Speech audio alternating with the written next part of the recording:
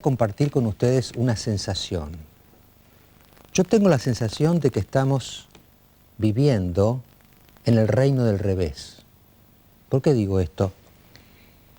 Si estuviéramos viviendo en el reino del derecho, los piqueteros cuando salen a la calle dirían, bueno, mira, cuidado, porque nos permiten circular, pero no podemos cortar el tránsito, tenemos que comportarnos más o menos bien y así oír nuestra protesta, ¿no? Y los automovilistas tendrían solamente miedo al semáforo, ¿no? Y tendrían libre su paso con luz verde. Pero eso sería el reino del derecho. Lo que hoy pasa es que los piqueteros no le tienen miedo a nadie, cortan todo los días que quieren, y los automovilistas le tienen miedo a los piqueteros, que no los dejan circular. Si viviéramos en el reino del derecho, los incendiarios que incendiaron las oficinas de un grupo productor en San Luis se quiere convertir en un polo cinematográfico en el país, hubiera dicho, no incendies, va a venir la policía, te van a meter preso. No, pero son los artistas, ¿no? Es Andrea del Boca o es Daddy Brieva que le tienen miedo a los incendiarios, ¿eh? Y hay que convencerlos de que se queden en San Luis porque tienen miedo. Otra vez, el reino del miedo al revés, diríamos, ¿no? Si viviéramos en el reino del derecho, los chicos obedecerían a sus padres, y entonces cuando los chicos deciden tomar una escuela, la normal número 9, cortar la calle y exigir una credencial al médico que va a entrar, tendrían miedo a los viejos, que dirían, oíme, no hagas eso, vení que te llevo una oreja a casa, no hagas esas cosas. Pero acá los padres le tienen miedo a los chicos, porque no fue ninguno, nadie los paró, no los paró nadie, ni las autoridades del colegio. Es decir, es lo que Barilco decía, el miedo a los hijos, hay miedo a los chicos, ¿eh? Y en fin, vamos llegando así como un creyendo a los temas más fuertes de este fin de semana, ¿no? Si viviéramos en el reino del derecho, María Julia, y no solamente María Julia, sino las decenas de sospechosos de corrupción, habrían tenido miedo a la ley, miedo a los jueces, antes de cometer los hechos de los cuales se los acusa. Pero ¿qué pasó? María Julia envió una carta y de golpe alguien, no sé quién, tuvo miedo al ventilador de María Julia. Entonces, de miedo al ventilador de María Julia, la liberaron. Otra vez el reino del revés. Y en verdad el reino del revés culminó, si ustedes quieren, llegó a su cima, produciendo unos hechos más paradójicos de los últimos tiempos. Chaban no le tiene miedo a la cárcel, le tiene miedo a la libertad. Es decir, lo lógico sería que un acusado, que un procesado, que un condenado le tenga miedo a los barrotes. Y aquí un acusado, un procesado que dice, por favor, déjenme los barrotes, porque si salgo de los barrotes, me espera la gente, ¿no? De manera que es un país donde me parece que el miedo se ha invertido en los más diversos ámbitos. Y en realidad el miedo es como la pasión elemental que es el poxipol de una sociedad. Habría que preguntar en cada sociedad, en la nuestra, ¿a quién le tenés miedo? Y es como si el miedo fuera un genio. ¿Se acuerdan ese cuento del genio que se escapa de la botella? Cuando está embotellado, cuando el miedo está en la botella, el miedo, hay un único miedo, el miedo a la ley. ¿Qué me va a pasar si violo la ley? ¿Qué me va a pasar si eludo la ley? ¿Qué me va a pasar si cometo actos de corrupción que desembocan como en Cromañón en casi 200 muertos? Pero ese miedo se escapó de la botella. El Estado no inspira más miedo. Los jueces no inspiran más miedo. La policía actuando en el Estado de Derecho tampoco inspira miedo, ¿eh? Y entonces el miedo se derrama. Y entonces inspiran miedo los piqueteros, inspiran miedo los incendiarios, inspiran miedo los chicos, inspiran miedo el ventilador de María Julia, o la gente le inspira miedo a Chaban, que prefiere la cárcel a la gente, ¿no? A mí me parece que nosotros tenemos que darnos cuenta de que estos diversos episodios que hemos vivido son parte de un mismo argumento, ¿eh? El genio se escapó de la botella. En la Argentina el miedo, el temor, que en un Estado de Derecho sólido está concentrado y centralizado en la ley y en quienes deben aplicar la ley, se ha derramado y va en cualquier dirección, ¿no? Me parece que si mi comentario es correcto, si mi sensación es la de usted, esta sensación de que vivimos en el reino del revés es la suya, hay una prioridad para todos los argentinos, desde el presidente, la corte, los jueces, abajo, los legisladores, los gobernantes, la policía y los ciudadanos. Hay una prioridad para todos nosotros, es meter el genio que se escapó de la botella, meterlo otra vez en la botella. Y volver a reconocer, como se reconoció en la Argentina ordenada del pasado, que nuestro único temor, aquello ante lo cual únicamente nos arrodillamos aparte de Dios, es la ley. Si nos arrodillamos ante la ley, si todos le tenemos miedo a la ley, y la ley es temible, porque castiga a los que se salen del marco donde ella rige, la Argentina va a volver a ser una sociedad ordenada. El desorden que vivimos es meramente la expresión de que estamos viviendo una sociedad desordenada, donde como ya no hay un núcleo que de alguna manera sume todas las conductas en una rectitud obligada por la ley, al no haber ese núcleo, digamos, que nos concentre a todos en un único temor, el temor a Dios, quien crea en Él, o el temor a la ley, todos, estamos en la Argentina dispersa, con sus miedos escapados, con sus miedos como la caja de Pandora, todos los males por todos lados, y entonces sentimos el desorden. No se puede vivir en desorden. Y es lo que nos gobierna hoy. Lo que nos gobierna hoy los argentinos es la falta de un orden, la falta de un temor, la debilidad, la dramática debilidad de la ley.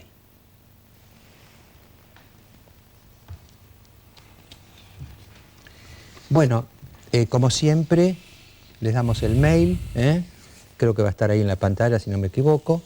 Estamos recibiendo, yo les aviso que pasé ayer toda la tarde leyendo mails, Háganos un poquito más cortos, yo los leo todos, ¿no? Y hoy, en el curso del programa, más adelante, vamos a elegir el mail de la semana, como ya empezamos a hacerlo todos los domingos. Y después también, para que ustedes tengan una participación más activa del programa, presentamos hoy un televoto para que usted opine. Vamos a ver que Fernando, por favor, nos lea el televoto que le planteamos. ¿Cómo no? Si usted piensa que la liberación de María Julia Alzogaray fue una decisión estrictamente judicial, llame sin costo al 4110-4181. Si usted cree que la liberación de María Julia Alzogaray fue una decisión política, llame sin costo al 4110-4182. Bueno, los dos temas centrales, aparte de estas cosas que estamos diciendo y reflexionando y reaccionando, van a ser, por supuesto, María Julia Alzogaray, su liberación, y Chabán, su negativa a ser liberado, ¿no es cierto? Estos van a ser los dos temas centrales del programa. Y para presentar o acercarnos al tema de María Julia, hicimos un pequeño tape en el cual damos cuenta de que en los últimos años ha habido unos cuantos políticos importantes presos por poco tiempo. La que más duró en la prisión fue María Julia, pero otros duraron menos, pero también estuvieron. La cárcel es uno de los destinos posibles para los exfuncionarios argentinos. La flamante liberada María Julia Alzogaray fue la menemista que más tiempo pasó encerrada, pero no la única. El mismo expresidente Menem estuvo preso 5 meses por el contrabando de armas a Ecuador y Croacia. También por esta causa pasaron una temporada entre rejas Herman González, Martín Balsa, Emir Yoma y Domingo Cavallo. La malversación de fondos y el fraude contra el Estado son los delitos más frecuentes que la justicia encuentra en los exfuncionarios. El ex titular del PAMI, Víctor Alderete, pasó más de un año preso por 10 causas de este estilo. Y el ex intendente porteño Carlos Grosso, que llegó a tener casi 50 causas judiciales en su contra por hechos de corrupción, pasó 8 meses en la cárcel en el año 2002. Delincuentes o no, las estadías en prisión de los exfuncionarios terminan antes de lo previsto y nunca se cumplen las penas por completo. En Argentina, nunca se sabe si meter presos a los políticos es un acto de justicia o una maniobra que esconde otros intereses. Bueno, y ahora en el segundo tape, que ya nos introduce más al tema, vamos al caso María Julia. Pasó 21 meses en la cárcel y su liberación provocó más ruido que cualquiera de las causas que le imputa la justicia. María Julia Alzogaray, para muchos el símbolo más fidedigno de la corrupción menemista, pudo volver a su petit hotel de Recoleta el miércoles por la tarde. Casualidad o estrategia, la exfuncionaria logró dejar su celda 3 semanas más tarde de haber decidido prender el ventilador y hablar de los sobresueldos y otros pagos por izquierda que tanto ella como otros funcionarios recibieron durante los gobiernos de Menem. En distintos medios involucró al expresidente, a Cavallo, Bauzá, Vélez y Manzano. Ahora María Julia se presume inocente y muchos sospechan de esta decisión de la justicia porque coincide con la campaña antimenemista del gobierno. Pero el presidente Kirchner fue el primero en decir que pareciera que algunos tienen miedo de que hable. Y los Fernández también recalcaron las dudas que pesan sobre la libertad de la ex superfuncionaria del menemismo.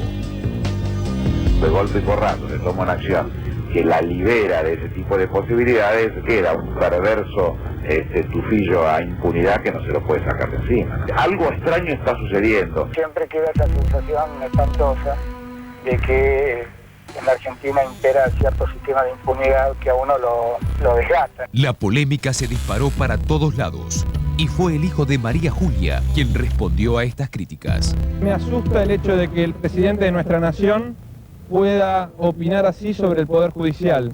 Me parece vulnerar nuestro sistema. El caso María Julia reavivó una sospecha que nadie logra explicar. La detención y liberación de la exfuncionaria. ¿Fue política o estrictamente judicial? Bueno, ese es el tema central en torno a María Julia. Nos acompañan esta noche, aparte de mis periodistas, Rosy Schner y Luis Novarecio, nos acompañan, vamos a ir así, ¿no? Adrián Pérez, diputado nacional por el ARI, Fernando Braga Menéndez, publicista, la doctora Pamela Vicerier, que fue la defensora oficial, es la defensora oficial de María Julia, y el ingeniero Jorge Pereira Olazábal.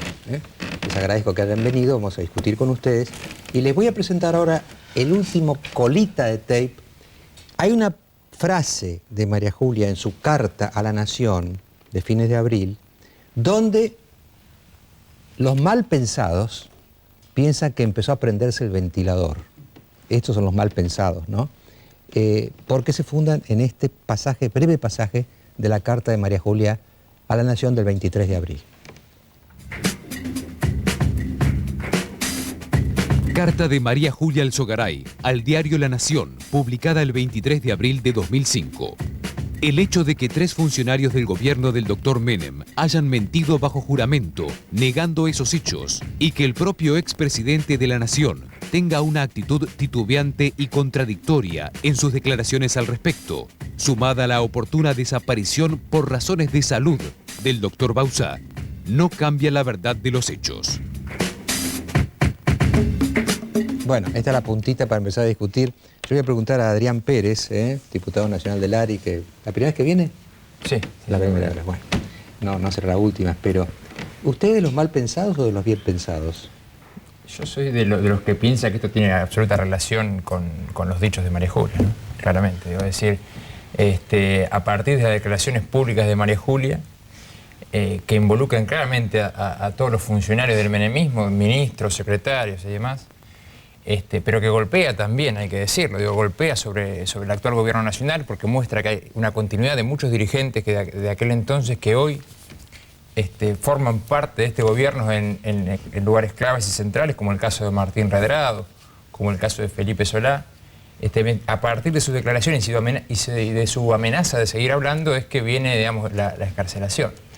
Porque además los dichos de María Julia, insisto, no solamente golpean fuertemente al menemismo y a este gobierno, sino que también hay un secreto a voces, y es que los jueces federales, que son los jueces que están encargados de investigar la cuestión de los sobresueldos, también están sospechados de cobrar sobresueldos. De modo tal que no queda otra en esta cuestión de que es absolutamente sugestiva, ¿no? Que a partir de sus declaraciones, a partir de su amenaza de seguir hablando, aparece la excarcelación y aparece el cambio de criterio. Antes, el criterio era que como existían muchos procesamientos, muchas causas graves, muchas investigaciones, lo que correspondía era la prisión preventiva. A partir de sus declaraciones y en muy poco tiempo salen las dos excarcelaciones que terminan con la liberación de María Julia. Según vos, ¿quiénes tienen más pesos, los jueces o los políticos del gobierno actual en esta excarcelación? Es difícil saber quién tiene más peso, porque están todos involucrados. En realidad aparece casi como un mensaje mafioso, rompo el silencio y aparece la liberación. Imagino Ahora, que la doctora Vicerie, que fue la que hizo el trabajo para que se obtuviese la liberación, se sentirá... ¿Salió por la carta la doctora María Julia Alzogaray,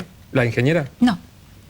¿Fue una estrategia de la defensa el salir a los medios? No.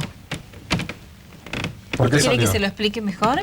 Sí. Bueno, le agradezco la oportunidad. Si tengo unos minutos, me gustaría volver a lo que el doctor Grondona señalaba al comienzo sobre los miedos. A mí, sinceramente, algunos colegas de ustedes me preguntaban en estos días qué sensación había tenido yo con la repercusión que, en fin, todos estos comentarios. Y yo había dicho que en un principio me sorprendió. Después me preocupó cuando el viernes escuché los comentarios, el tufillo de impunidad, etc. Y la verdad es que hoy tengo miedo. Sinceramente tengo miedo, pero no miedo a alguna consecuencia, o sea, no ese tipo de miedos. Miedo a que sigamos viviendo en la especulación o el desconocimiento, porque yo creo que esto es resultado de mirar para otro lado. Yo no tengo por qué callarlo porque no estoy en campaña electoral, no soy política, hablo desde el lugar que tengo, es decir, mi espacio jurídico, hablo como defensora adjunta de la Defensoría General de la Nación, o sea, defensora pública oficial, profesora de Derecho Constitucional, licenciada en Criminología. También no ocupo otro lugar, desde hace casi 28 años. Y me sorprende porque hago mis... No diga nunca 28 años porque parece más joven. Así que, gracias, muy amable. Hace algunos años. La verdad que la primera reacción en este sentido, cuando empecé a escuchar la palabra impunidad, yo dije, pero qué confusión que hay, porque desde el sentido común, no solo desde lo jurídico, ¿podemos hablar de impunidad frente al instituto excarcelatorio? Porque si examinamos, perdóneme que termine esta reflexión, si solamente examinamos la palabra impunidad, nos remite a un hecho que merece sanción, pero que queda sin pena, ¿sí? Pero esto equivale a decir es inocente o es culpable. Pero la excarcelación no es eso. La excarcelación es otra cosa. Nadie dijo que María Julia Alzogaray es inocente ni que es culpable, sino simplemente después de casi 21 meses de detención se volvió a tratar en otra instancia y en otras circunstancias procesales, que acá en todo caso vendrá lo que usted me preguntó, el tema de si correspondía que esperara la decisión de su inocencia o culpabilidad en libertad o detenida. ¿21 meses no bastaron para determinar si es culpable o inocente? ¿Sabe que no? Parece que no. Que, entonces el proceso fuera eterno. Nosotros vamos a morir pronto. Le voy a contestar, por eso en primer lugar, lo que dejé pendiente. Por eso, en punto a la estrategia. ¿Cuándo te pide? María Julia Alzogaray tenía 2 causas con prisión preventiva. Correcto. Una, la que ustedes conocen como PRODIA, refacciones a la Secretaría de Recursos Naturales, donde el año pasado yo pedí la excarcelación, fue denegada. Recuerdo que en ese momento llevaba 6, 7 meses de prisión preventiva y próxima al debate oral y público que no estaba detenida. Claro, debate que había que asegurar. Doctora, la pregunta de Rosillo no creo que sea oportuna porque si ya hubiera habido la sentencia, no estaríamos discutiendo esto. No, y aparte si que los juicios duraran razonablemente. Con todo respeto, ese es otro escucharla a usted es en parte como escuchar a los diputados, a los senadores. Daría la impresión de que disponen de todo el tiempo de la vida y pueden hacer discursos de 20 minutos para decir, mire, nosotros verdad, estamos urgidos por una respuesta. Claro, yo entonces no le usted puedo... tendría que meterse en nuestro diálogo de manera de decir lo mismo que quiere decir, pero de una manera más cercana. Explíquenos. Yo trato de meterme en el diálogo de ustedes, tomando el mismo tiempo que hasta aquí se tomó para reflexionar. No, usted se toma un tiempo infinito. Yo le bueno, lamento que se impaciente. Yo trato de explicarle la mejor... reina. Claro, No, pero... ese es mi miedo, ¿se da cuenta? No solo la impaciencia, sino el no querer uno conocer. quiere preguntarle esto, ¿es chorra o no? Y usted nos dice que bueno, la causa... Es que se equivocó de interlocutora. A ver si me entienden. María Julia Alzogaray entró a la función pública con un departamento, 2 automóviles, una cuenta con 30.000 australes y con participación en determinadas sociedades.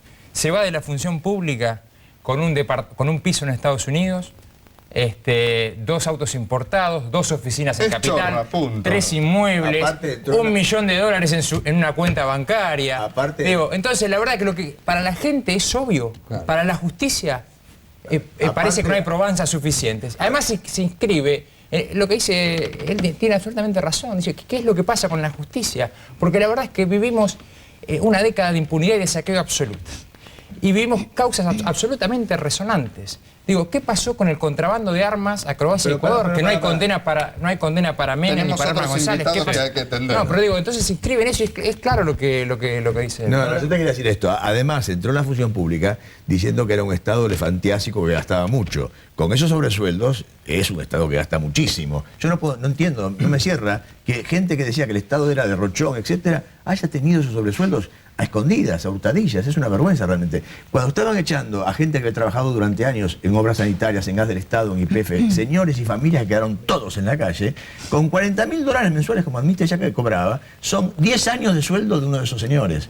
Y estaban en secreto llevándose la plata y dejaban a la gente en la calle. Ahora, aparte, hablaban de que el Estado era gastador y eran ellos. Mirá lo que hacían con el Estado. Pero a mí me parece que es un debate de fondo importantísimo. Pero la pregunta es, si la doctora recurre hace 6, 7 meses esta denegatoria de la excarcelación, ¿por qué ahora, después de la Carta de la Nación, inmediatamente se da la excarcelación? Es una torsión mafiosa esto, lo que está digamos, pasando. Esto es ¿Pero lo que de quién? Si puedo volver al tema, lo explico.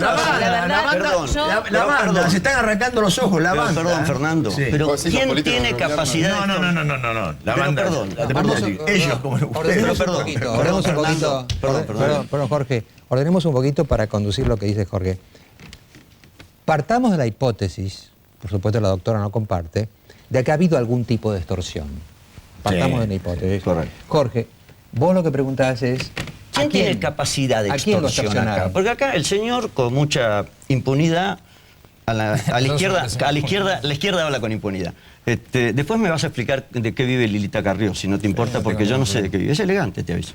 Pero yo digo,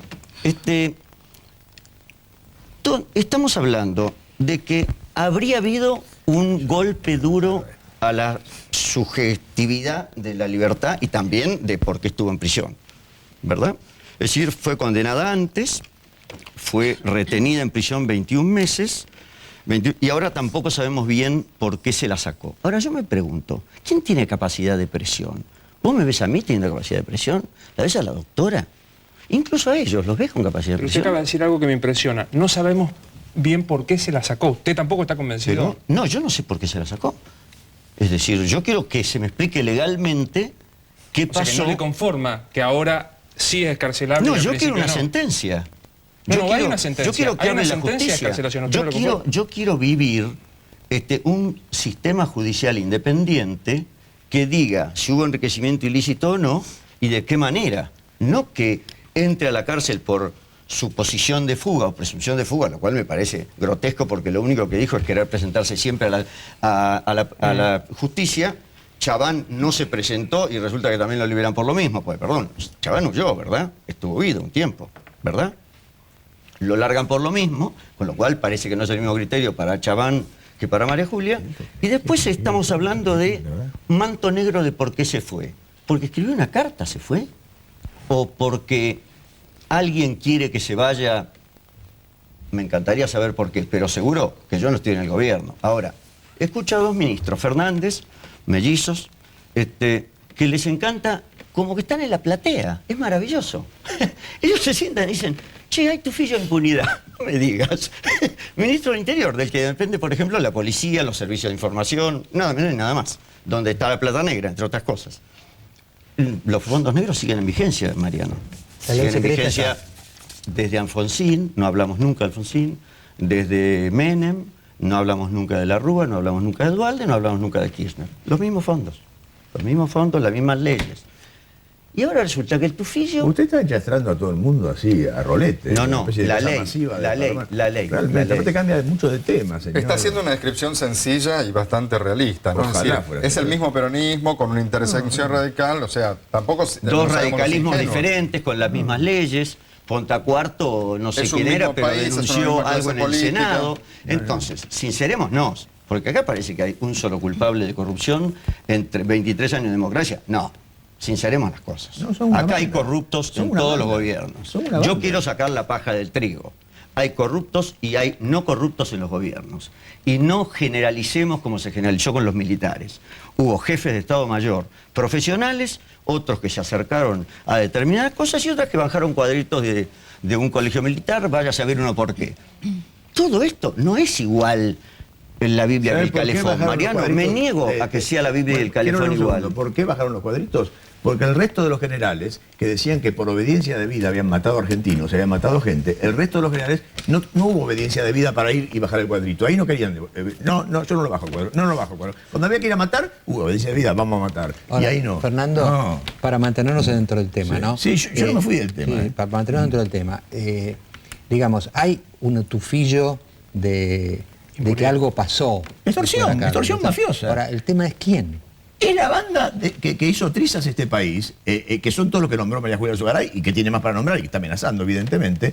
Pero para mí es un viejo país que ya terminó. Despidámonos de ese país, no nos damos cuenta. No nos damos cuenta. Cuando Lilita Carrió habla de parto, yo estoy de acuerdo que tenemos un obstetra que nos da diferentes fechas. Para mí se está dando en este momento el parto ya. Se está dando. Porque mientras los ladrones se arrancan los ojos, se acusan entre ellos y está pasando lo que estamos viendo que pasa, el pueblo argentino, en un 70-80%, está atrás de este presidente, yendo hacia adelante y se está olvidando de todo esto. ¿Cómo explicas que esta banda tenga poder actualmente? No me importa. No, te pregunto. Este jueves y viernes, en el Sheraton hubo un seminario de comunicación política. Había invitados de Estados Unidos, de Europa, de América Latina, etc. Y hablaron los encuestadores de Argentina. Y no saben los consejos que le daban a los políticos que estaban 300 personas en el público. Les decían, por favor, admitan que algo esté bien, aunque no estén de acuerdo, porque son el hazmerreír de la gente. El 70-80% de la gente está atrás del presidente este. Por eso yo siento que todo esto de María Julia, de Granillo Campo, de Menem... Me gustaría preguntarle algo a la doctora, que es la que técnicamente intervino. Perdón. Es la que hicimos callar estrepitosamente. Vamos, que Luis haga su pregunta,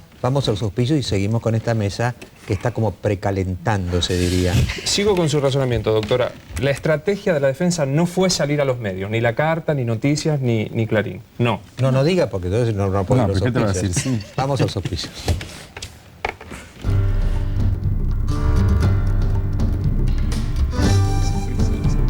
Acompañan a Mariano Grondona en Hora Clave.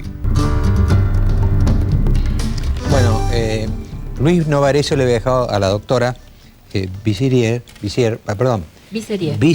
Lo ayudo, una pregunta que yo, si usted me permite, Luis, la traduciría así después del corte con esto. ¿Es posible sustentar que esto es un proceso estrictamente judicial, que no tiene interferencias?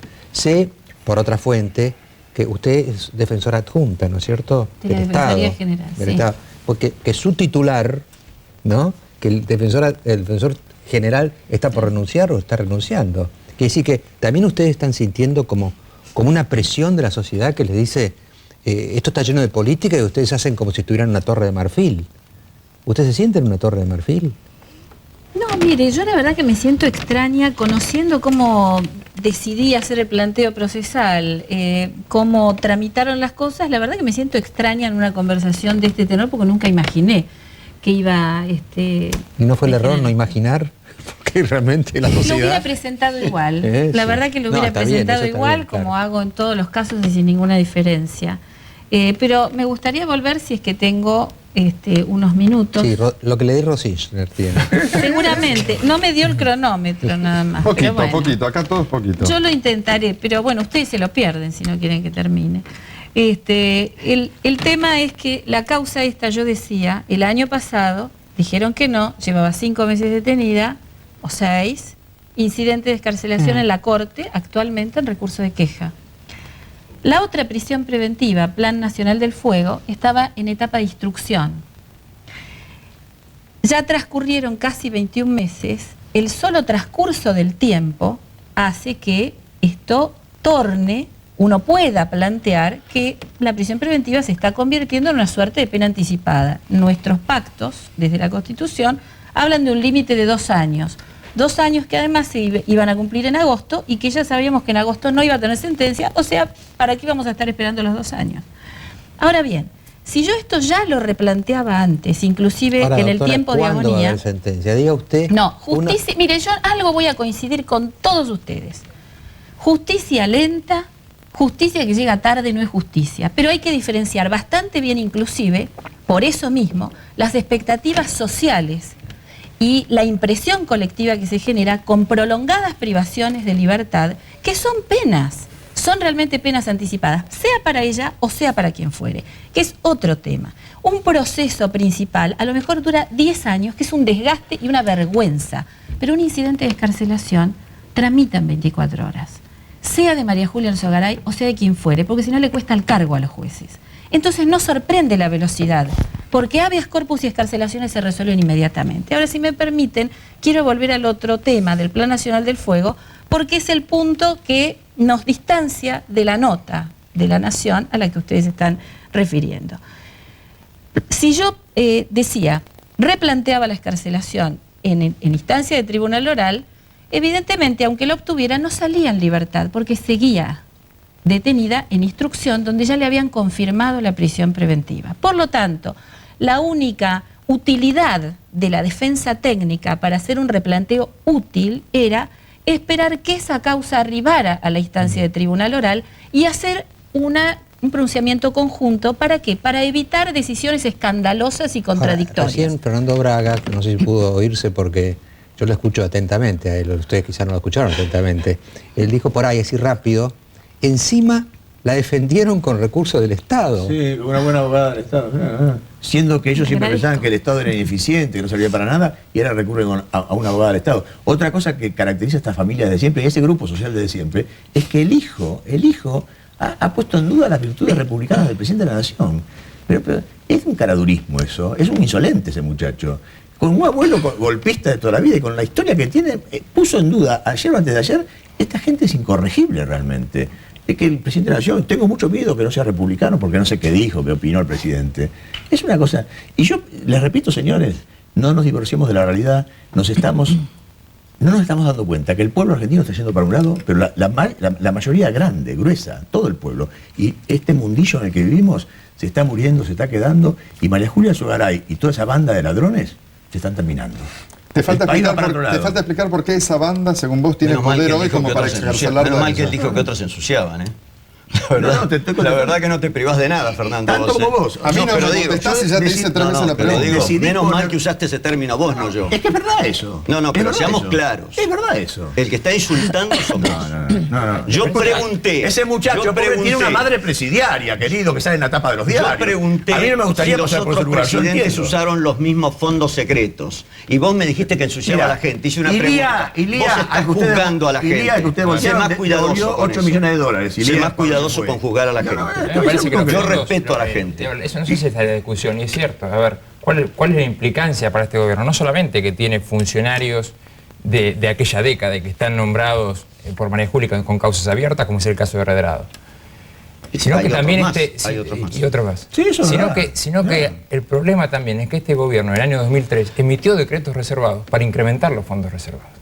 De forma tal que ¿Cuánto? 12 millones de pesos porque los agentes de la CIE estaban trabajando en el exterior. En el año 2003, hubo 2 decretos y una decisión administrativa del jefe de gabinete que aumentaron en 111 millones de pesos. No, eso fue en la época de Dualde. Una fue de Dualde, otra fue de Kirchner y la decisión administrativa fue del jefe de gabinete Alberto con la firma Fernández. de La Baña y pero lo que digo es lo siguiente, está bien. Pero lo que digo es lo siguiente, cuando se va a venir el gobierno, él dice que parte de ese dinero fue a financiar la campaña política de Kirchner. Digo, en realidad lo que está en juego es por qué este gobierno tampoco modificó la legislación de los fondos reservados y por qué también hay una investigación respecto de la utilización irregular de los fondos reservados por parte de este gobierno. Ya lleva 2 años este gobierno, no es un actor, no es actor pero aparte es una principal. cosa muy sencilla. La CIDE, que ahora se llama SI, Secretaría de Inteligencia, en la época de Menem era 340 millones de dólares era el presupuesto. 340 millones de dólares que son, hoy en pesos son 1.000 millones de pesos. Hoy la CIDE, el presupuesto es 200, está en el presupuesto 237 millones.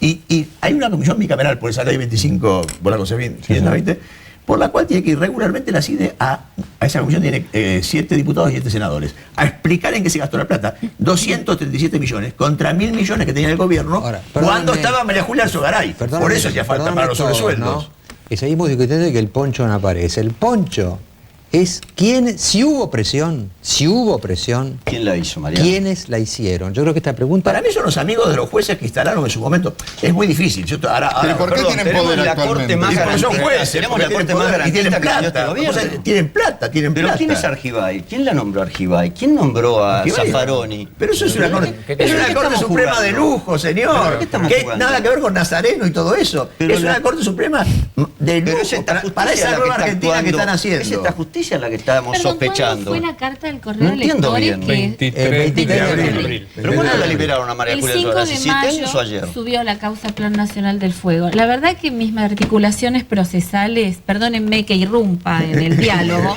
mis articulaciones procesales, yo no las hago sobre la base de movimientos periodísticos o políticos, sino sobre articulaciones procesales. Y el movimiento fue el 5 de mayo. Ahora, le hago una pregunta a usted. Dice que tiene miedo. Usted lo que tiene miedo, si le interpreté bien, es que la justicia está actuando en un clima social tan irritado que ustedes sienten de alguna manera, su titular acaba de renunciar, es decir, sienten la presión. Mi miedo es esto, que estemos hablando a partir de especulaciones y de interpretaciones sin conocer los datos reales. Pues yo estoy segura que inclusive ninguno de los que están acá estaban al tanto, ni que subió la causa el 5 de mayo, ni cómo eran realmente las articulaciones, ni están midiendo que somos 8 magistrados de la Nación, los 6 jueces de tribunal oral que resolvieron las 2 excarcelaciones, más el fiscal que fue quien acusó en la causa del enriquecimiento ilícito y dictaminó favorablemente, y esta defensora que es magistrada de la Nación, con acuerdo del Senado, obviamente, 8 magistrados que nos tuvimos que confabular para decir lo que se viene diciendo desde el año 2003 en la Cámara del Crimen. Sinceramente, a mí me agravia. Y además, perdón, me pregunto, para hablar de extorsión y para hablar además de la mafia y todo eso, que la verdad no me meto, a lo mejor existe, pero a mí me interesa este trámite que me involucra a mí, y perdonen por eso mi vehemencia. Pero yo me pregunto, para poder extorsionar, para poder comprar el silencio, ¿qué cosa hay que callar? Si esto que está en la carta del correo de electores está dicho en el mes de, por lo menos en lo que yo sé que pasó por mis sentidos, está dicho en el mes de agosto del año 2000 ante el juez Galeano, con todas las letras, citando a Cavallo, Manzano, Bauzá, Vélez. Yo como defensa esperaba en la audiencia de debate oral y público del año pasado a todos estos señores, ningún nombre me suena nuevo, pero ni los medios de comunicación, ni los políticos, ni tampoco los magistrados que hubieran correspondido, ninguno de ellos tomó las medidas, ni disparó la noticia como se tomó ahora. Yo me pregunto, ¿por qué no estábamos hablando de esto el año pasado, después del juicio oral y público, donde además a mí me tocó y yo planteé la inconstitucionalidad de la ley secreta de fondos reservados en interés general de la sociedad y no de la defensa de María Julia? Entonces, la siguiente cuestión es, ¿cómo sabemos que María Julia Alzogaray va a callar algo más si es que sabe algo más? ¿Cómo sabemos? Si salió el miércoles.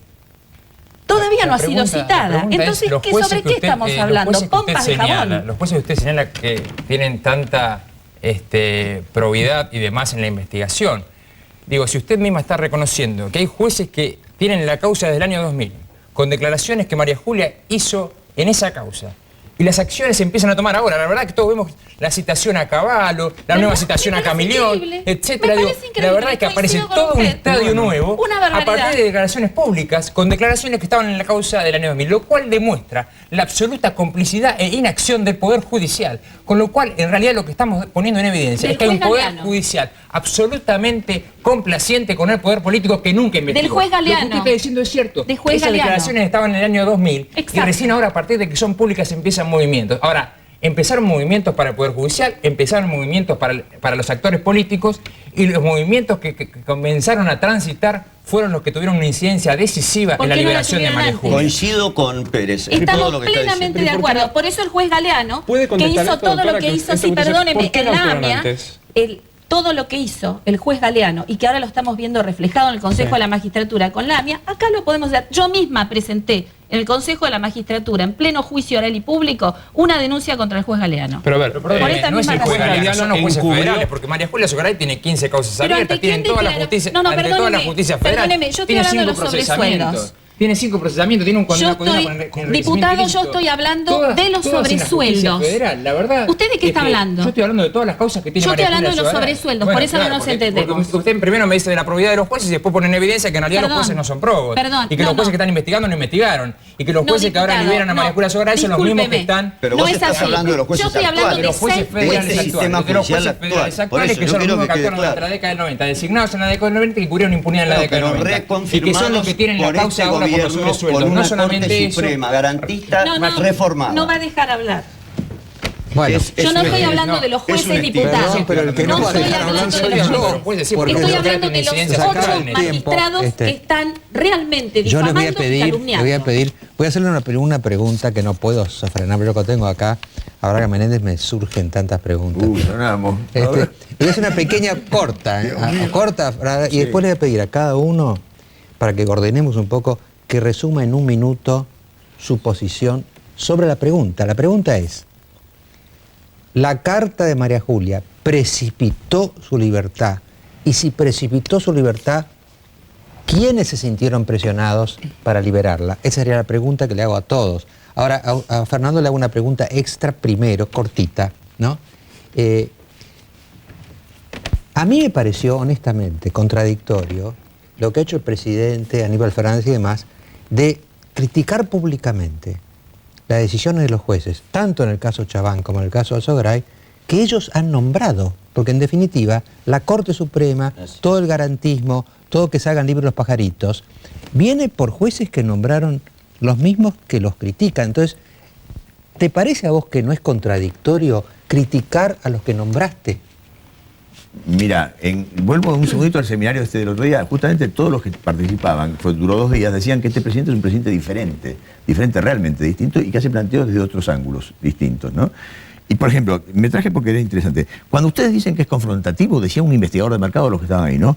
El 80% del país dicen que eso es firmeza. Cuando ustedes dicen que es improvisado, el 80% del país dice que eso es flexibilidad y cintura, o sea, que va sobre la marcha viendo cómo llevará improvisado. Cuando dicen que es desprolijo, la gente dice es un tipo natural. Cuando ustedes dicen que es un desbocado, esto sería desbocado. ¡Ah! Hicieron mal, ¿no? Es franqueza, dice lo que piensa. La gente siente que dice lo que piensa. Y le parece, a mí también me parece, debe haber razones que yo desconozco, Pamela, que yo desconozco, son muy jurídicas, muy técnicas, yo desconozco.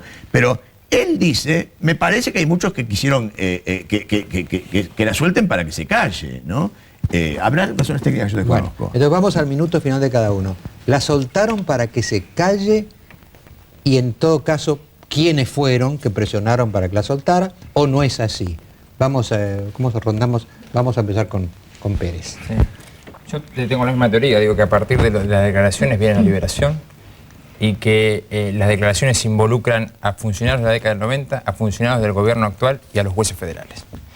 De modo tal que hay que buscar en un sistema absolutamente diseñado desde hace mucho tiempo de impunidad, integrado no solamente por los actores políticos, sino también por la justicia federal, que son los causantes entonces de la liberación de María Julia. En segundo lugar, también está claro que en Argentina hay 2 justicias y hay 2 criterios. Es decir, el 70% de los procesados, de los que hoy están presos en Argentina, son procesados sin condena. Ahora, difícilmente encontremos entre esos 40.000 personas algún exfuncionario público, alguien que se haya enriquecido en la función pública, alguien que sea rico y poderoso. Parece que esos no tienen posibilidad de fugarse, ni tienen posibilidad de entorpecer la justicia. Parece que los otros sí. Fernando, tu minuto. Sí, va a ser menos de un minuto. A mí me suena a que es una extorsión, pero vuelvo a repetir que son los últimos desertores de una Argentina que por suerte creo que esta vez se terminó. Creo que se va a terminar esa Argentina del golpe de Estado, de la mentira, de todo lo que nos ha pasado, ¿no? Eso es todo. Y a mí me suena eso, pero la verdad que no me importa mucho si fue por qué motivo fue, si es por razones jurídicas que yo desconozco o si fue por una extorsión. Yo veo claramente, y les sugiero a todos que lo piensen porque el país les va a servir, que es una Argentina que se murió y se termina esta. Y dice, chau, con María Julia se va esto. Con María Julia es mucho más profundo, ¿no? Pero yo creo que empieza un país diferente. Jorge, tu conclusión. Yo, Mariano, en cambio, estoy preocupado por el hoy. No quiero afiliarte a la UCD, pero es el mundo al revés, ya que editorializaste así. Los que patrullan las calles son los delincuentes y casi yo no veo a la policía en la misma. Presumo que está sospechado el Poder Judicial, ¿De quién estamos hablando? Del que puso por supuesta presunción de fuga presa a María Julia y la liberó sin todavía no sabemos por qué, no tenemos explicación alguna jurídica. Entonces es una presa política que estuvo 21 meses, no sabemos bien por qué. Bueno, sospecha. Y entonces yo me pregunto, ¿hacia dónde estamos yendo? ¿Hacia un Poder Judicial libre o sujeto a presiones? ¿Y quién presiona? Yo me pregunto, pero ¿podemos ser tan carudos de pensar que pueden presionar gente que está en su casa o que tiene teléfono en serio? Y si tienen teléfono en serio, son los que dicen que se sorprenden que hay tufillos. ¿Qué tufillos? ¿De qué hablamos, Mariano? Acá el país no se va a sanar si no tenemos un Poder Judicial independiente y libre. Ese Poder Judicial está sospechado hoy. A mí esto me preocupa por la democracia, la salud de la nación y las generaciones venideras. Perdón, hoy me preocupa, no lo pasado. No quiero seguir con el espejo retrovisor que me pone la izquierda. Quiero mirar para adelante y sumar. Quiero un futuro, no promesas. Pamela. Es más fácil decirle Pamela que doctora Vicerie. A mí me resulta más familiar, así que también, se lo agradezco. Bueno, muy bien, Pamela. Mire, la verdad, yo creo que la respuesta a la pregunta concreta suya es la que di al principio. La carta no tuvo absolutamente nada que ver. Me creo autorizada y me creo además obligada a hacer esta aclaración porque precisamente soy la iniciadora del circuito que terminó en la excarcelación de María Julia Alzogaray. Y creo que además, cuando hablo, aunque no represento a los 6 jueces ni represento al fiscal, creo que hablo por los 8 magistrados de la Nación. Voy a terminar, le diría, con 2 breves reflexiones. La primera, un poco a colación de lo que antes dije, que me causa mucha tristeza, que todas estas cosas, que ya han sido ventiladas con anterioridad, más allá de que el juez Galeano, no los jueces, no haya extraído testimonios y no haya mandado a investigar, que los fiscales, Mühlen y Barbacha, tampoco hayan hecho lo propio, y que incluso en el juicio oral y público, que estuvo tan a la vista, los legisladores inclusive, pudiendo hacerlo, no hubieran levantado eso como denuncia para poder motorizarlo de otra manera, porque son delitos de acción pública, me conduce de todas maneras a una pregunta final. ¿Qué va a pasar o qué se van a quedar diciendo todos respecto de la extorsión que remite a algo que hay que negociar? Entonces, ¿qué es lo que hay que negociar? Datos, verdades. Bueno, ¿qué van a preguntarse o qué se van a responder cuando en los próximos días se vea que no había nada para negociar? Y que lo que la ingeniera Alzogaray tenía que decir, no solo ya lo dijo, sino que lo va a seguir diciendo todas las veces que la citen a declarar. Bueno, les agradezco mucho. Mis colegas y yo tenemos las conclusiones después, ¿no es cierto? Es decir, tanto esto como el caso Chaván, vamos a hacer nuestras conclusiones al final del programa. Les agradezco mucho esta polémica y les recuerdo el televoto que estamos votando. ¿Por qué no lo repetimos, Fernando? ¿Cómo no? Si usted piensa que la liberación de María Julia Alzogaray fue una decisión estrictamente judicial, llame sin costo al 4110-4181. Ahora bien, si usted cree que la liberación de María Julia Alzogaray fue una decisión política, llame sin costo al 4110-4182. Después del corte vamos al otro gran tema de esta noche, por supuesto, que es el caso Chaván.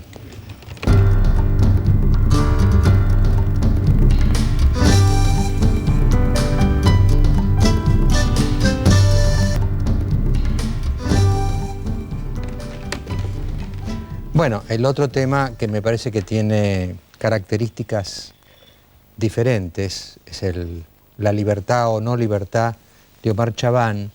En el caso de Cromañón, por supuesto, es diferente porque acá estamos ya en el medio de una tragedia, ¿no?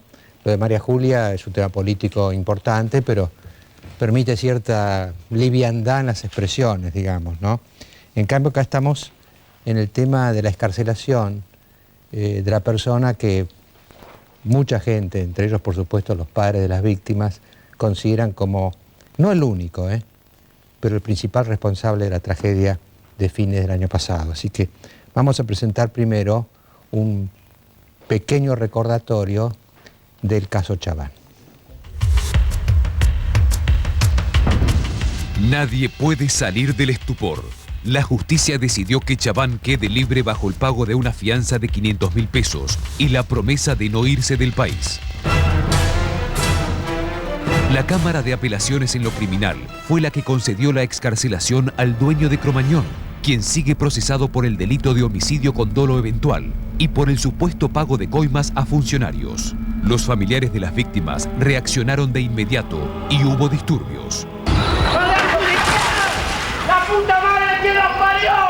Kirchner aseguró que el fallo es una bofetada vergonzante para la sociedad argentina y afirmó que el gobierno apelará la medida. Ante el escándalo desatado, el abogado de Chabán aconsejó no depositar la fianza y que el empresario continúe preso hasta que se calmen los ánimos. Chabán lleva en la cárcel 134 días. La policía lo capturó el 31 de diciembre pasado, horas más tarde de que el incendio en su boliche terminara con la vida de 193 personas, en su mayoría jóvenes. Tal como indicó la investigación judicial, Cromañón no tenía un solo papel en regla.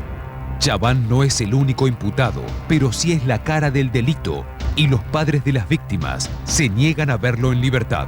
Ahora, el mítico empresario de Lander espera en la cárcel de Marcos Paz para definir su futuro. Mientras tanto, los padres de las víctimas protestan sin consuelo y reclaman por una justicia que parece cada vez más lejana.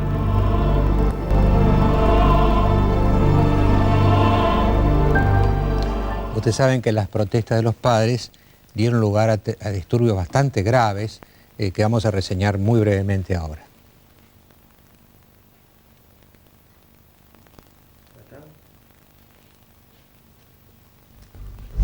¡Llévatelo que es un hijo de puta! ¡Llévatelo que pone, ¿qué me llevas? ¡Pará, que cámara! ¡Cámara! ¡Sí, no, hijo de puta!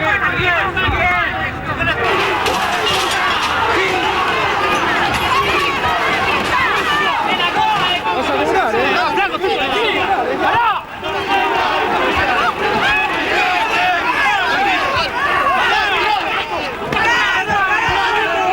Vení, pegame, la puta que te parió. ¿Qué te ríes, con tu madre? ¿Qué te ríes, gordo? ¿Qué te ríes, gordo?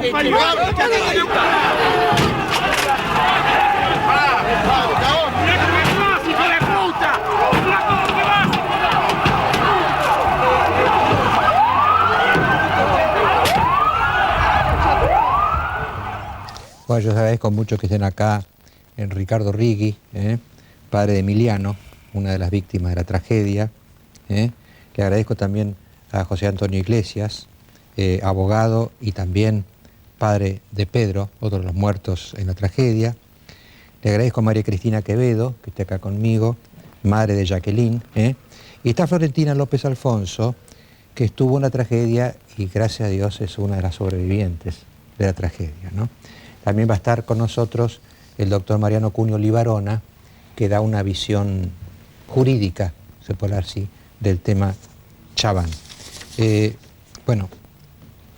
Yo siempre he dicho, y lo mantengo en este programa, que los padres o las madres de víctimas mortales, de secuestros, de acontecimientos terribles como este Cromañón, son como una categoría aparte. Yo creo que nosotros, los que no hemos tenido esa desgracia, estamos como en otro nivel que ellos. No podemos escucharlos, podemos hablar con ellos, pero no podemos comprender profundamente. Son como, yo siempre pienso que son como ciudadanos de otra categoría, a los cuales la tragedia ha convertido en ciudadanos privilegiados, que merecen un especial respeto, una especial consideración de parte de todos los demás que hemos tenido la suerte de no tener la desgracia de ellos, ¿no? Así que con ese espíritu yo abro este diálogo, primero con Ricardo Righi. Señor Righi, usted era uno de los más afectados, lo vimos en la pantalla y demás. Realmente no sé cómo, usted lo va a describir en sus palabras, ¿qué sintieron cuando se enteraron del proyecto de excarcelar a Chabán? Yo creo que tal vez se mostró el lado animal, porque fue una reacción, yo le quiero sintetizar en 2 palabras, cuando estábamos mirando televisión con mi esposa en casa y ocurrió esto en 11, sentí lo mismo. Ahí estaba mi hijo, estaban hablando de un incendio de un lugar. Cuando pusieron lo de Chabán sentí lo mismo, un nudo en la boca del estómago, la desesperación, temblar y querer llamar y hablar con alguien que no sabía. Llamé a un papá y le digo, me voy con un bidón de nafta, en el medio de la locura. En ese momento yo podía haber matado o que me maten, o tal vez rociármela con la nafta. Después pensé en mis 3 hijos. Realmente lo que ha hecho estos señores, estos jueces, se han obrado dentro del derecho o fuera de él, creo que han cometido un terrible error, porque en los mismos fundamentos no han aplicado el criterio debido, porque este señor nunca estuvo a derecho. Es más, ha esperado que se sumen folios para ir sacando datos. Yo con esto, si en algún momento he faltado el respeto al doctor Dáttoli, no era mi intención, pero primero se comenzó hablando de un atentado, después del ácido cianhídrico y así sucesivamente. Si él hubiese tenido buenas intenciones tendría que haberse prestado a declarar ante el juez y no lo hizo. Y creo que hay elementos más que suficientes en la causa, semiprueba, digamos, de todo lo acontecido. Y estos señores jueces, para mí, realmente han actuado muy mal. El estado de la desesperación mía era porque yo en todo este tiempo he respetado y me he movido dentro del sistema. Toda puerta que yo veía abierta, es más, hasta me autocontenía, y era la defensa que yo estaba haciendo por mi hijo y por el resto de los chicos que perdieron la vida ahí. El sistema me abrió las puertas y yo he llegado a muchos lugares a hablar, a mirar y hacer lo que yo consideraba necesario para que la justicia pueda trabajar, ofrecerme y ser un ayudante del doctor sin ser abogado en lo que yo pueda. Muchas cosas no le hacía caso o directamente no lo consultaba, lo hacía por mi temperamento, porque soy así. Cada padre es así, reacciona porque es padre. No necesita que ser refrendado por otro padre ni estar en un determinado grupo o seguir una línea. Yo actúo así porque soy papá y otro papá pudo haber actuado peor que yo. Y le digo que todo lo que se vio todavía fue poco, porque entre nosotros nos conocemos algunos padres y no nos podíamos contener entre nosotros mismos. Fue una reacción de nervios, de impotencia, porque yo tenía centrada todas mis esperanzas y siempre le he dado el apoyo al doctor Lucini y al fiscal de la causa, al doctor Sansone. Es más, si yo tuve una duda, fui a hablar con el procurador general y salí entero como ciudadano y como padre porque me dio toda la sensación de que estaba trabajando realmente apoyando al fiscal y así me lo demostró. ¿Sabe la sensación que me da usted, señor Rigui? A mí me da la sensación de que lo mataron a Pedro por segunda vez. Esta es su sensación. A Emiliano, perdón. Pedro es el papá. O a Pedro, o a Jacqueline. La sensación de que, yo creo que todos como los padres, que los mataron por segunda vez. Todos los padres, es que en realidad cuando uno escuchó eso, yo reaccioné así. Otro padre puede haber agarrado un revólver de la casa, o yo haberme matado con la misma nafta, y que le doy gracias a Dios, yo abracé al policía porque yo soy una persona, soy un papá.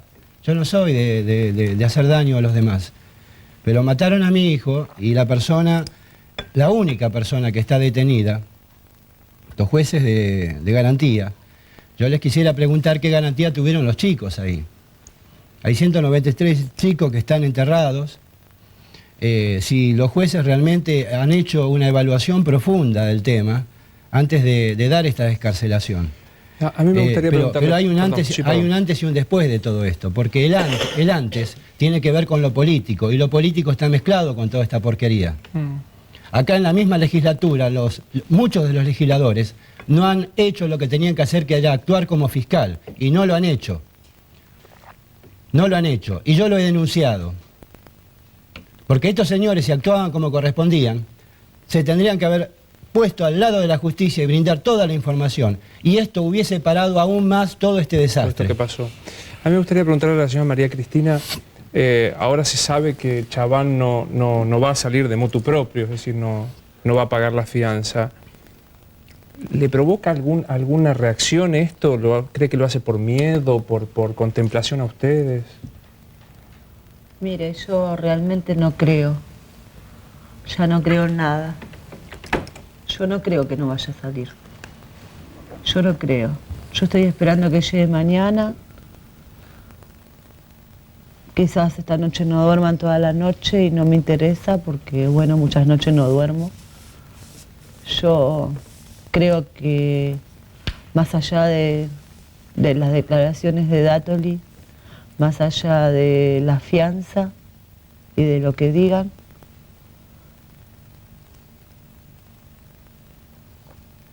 ¿tiene miedo que salga? Sí. Creo que va a salir. Fíjese, es lo que yo pienso. La lógica del miedo, ¿no? Él no quiere salir porque le tiene miedo a la gente. Y ella tiene miedo de que en el fondo y en definitiva salga. Sí.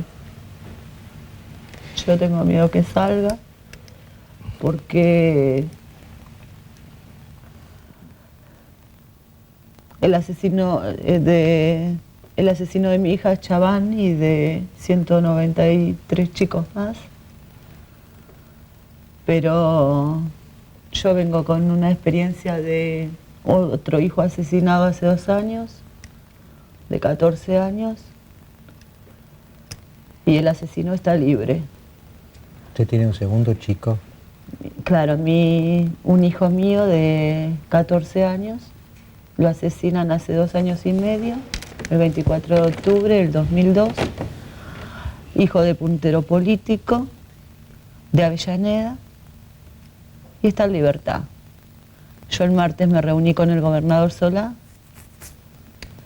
me trajo un papel de la causa que le había dado la doctora Pascual, que es la que llevó la causa de mi hijo, y yo me tengo que conformar con que el asesino de mi hijo vaya todos los meses a tribunales a un examen psicológico y que siga disfrutando de la vida sin que haya pasado nada.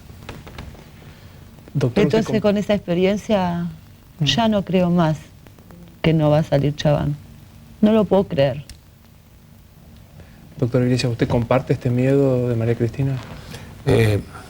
Sí, desde ya que sí, más que miedo es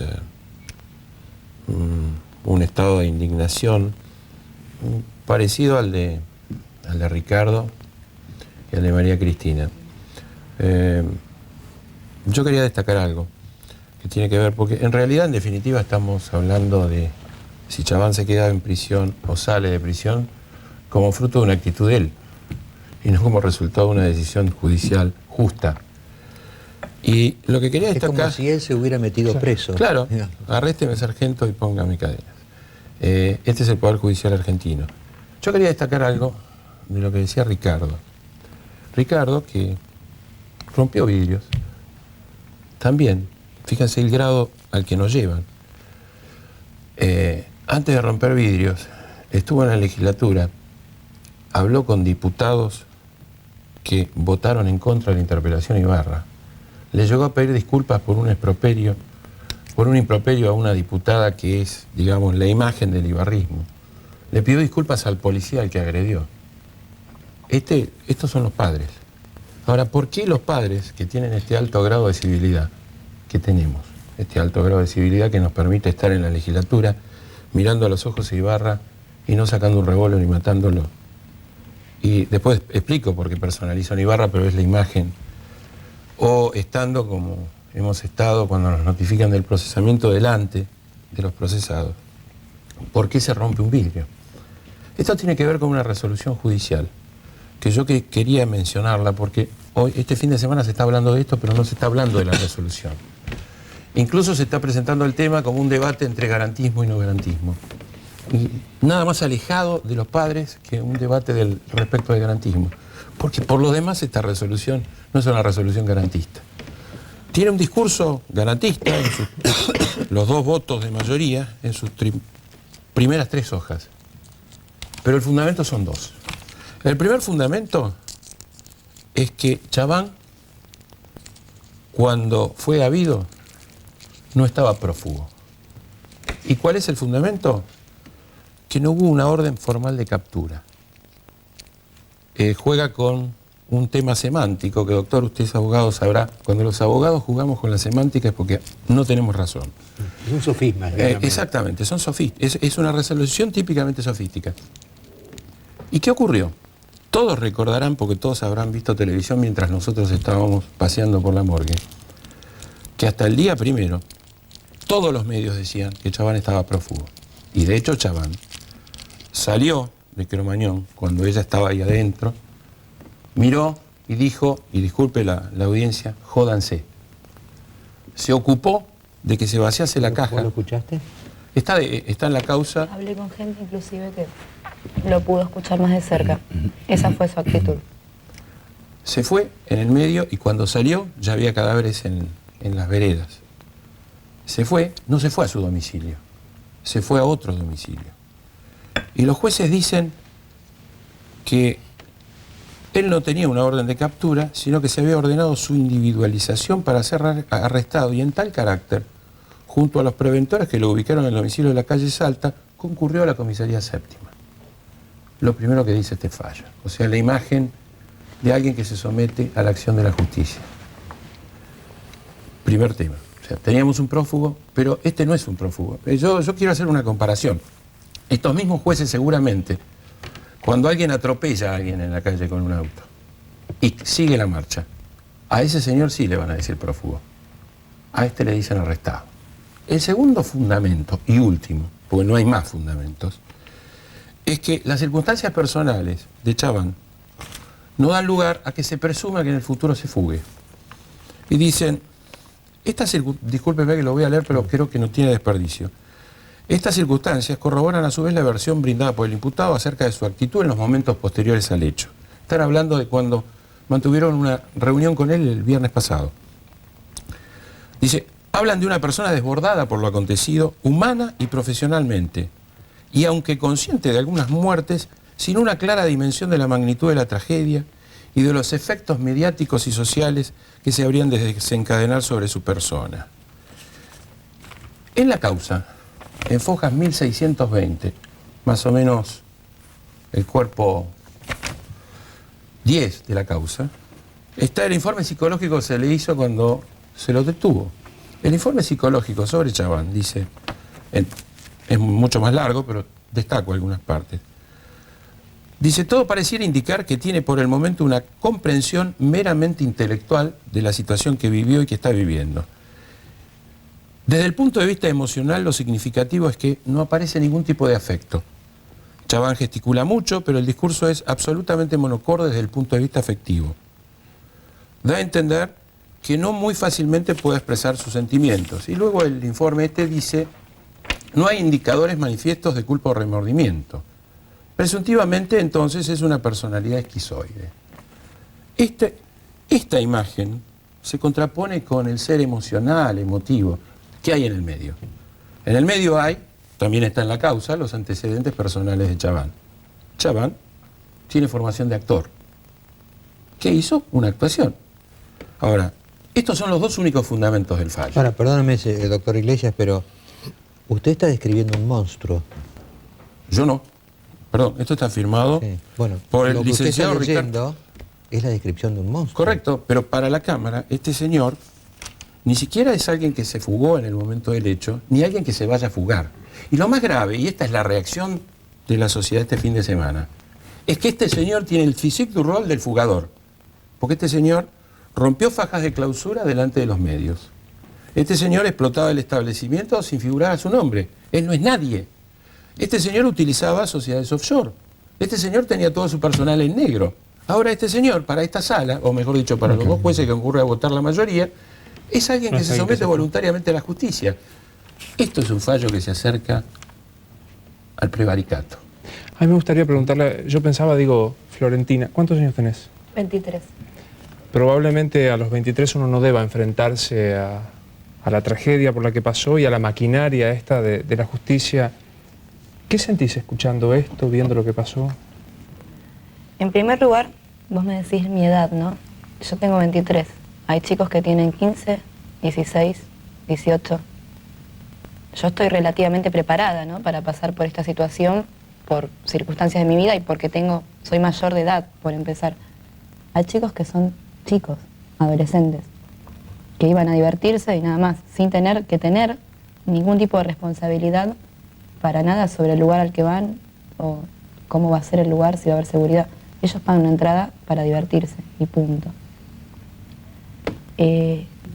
¿Por qué yo particularmente hago responsable a Chabán? Porque si vos llevas a tu hijo a una plaza, a una calecita, tenés que tener, ya das por sentado que la calecita tiene una seguridad. Vos no tenés que estar fijándote como madre el lugar a donde entran o no entran. Está sobreentendido, se supone que tiene que estar en regla. Ahora después saltan todas estas cosas. Entonces yo me pregunto, este señor, Chabán, esta persona, como estaba diciendo el doctor, ¿no tiene cargo de conciencia? Yo tengo cargo de conciencia porque salí y no me di vuelta para rescatar a nadie y yo no duermo de la culpabilidad. Este señor es responsable de 100 y pico de muertes y no tiene él una culpa. Porque para mí esto fue una tanteada de terreno, digamos, esto de que salieran los medios, de que quería salir. Tanteó, o sea, quizás yo no tengo el léxico que tienen esta gente, pero creo que se entiende. Tanteó el terreno, hizo una especie de encuesta, a ver cómo reaccionaban. Vio que no da y no da, por ahora. Va a esperar que, no sé, que salte algún otro tema mediático, que se distraigan todos y va a salir por la puerta de atrás. Es como siempre es. Yo quiero preguntarle a José Antonio, ¿por qué pasa esto? ¿Por qué esto que vos nos describís tan claramente sucede? Digamos, ¿percibís algún interés detrás de esta operación? ¿Es una operación?